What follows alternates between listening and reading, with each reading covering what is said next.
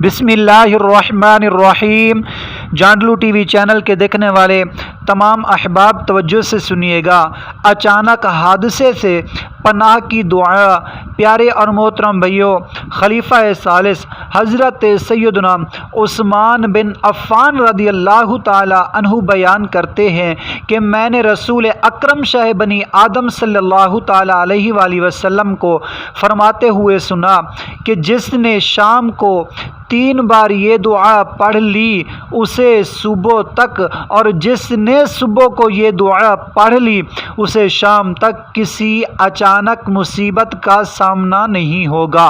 پیارے اور محترم بھائیو، وہ کون سی دعا ہے؟ آئیے آپ بھی ملاحظہ فرمائیے۔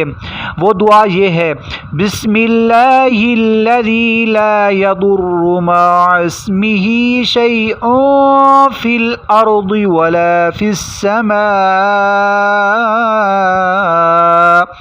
وَهُوَ السَّمِيعُ الْعَلِيمُ۔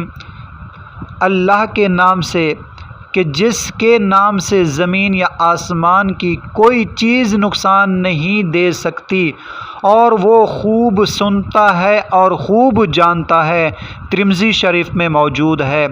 پیارے اور محترم بھائیو، ایک مرتبہ دوبارہ بھی سماعت فرما لیجیے۔ وظیفہ یہ ہے، دعا یہ ہے: بسم اللہ الذی لا یضر مع اسمہ شیء فی الارض ولا فی السماء وَهُوَ السَّمِيعُ الْعَلِيمُ۔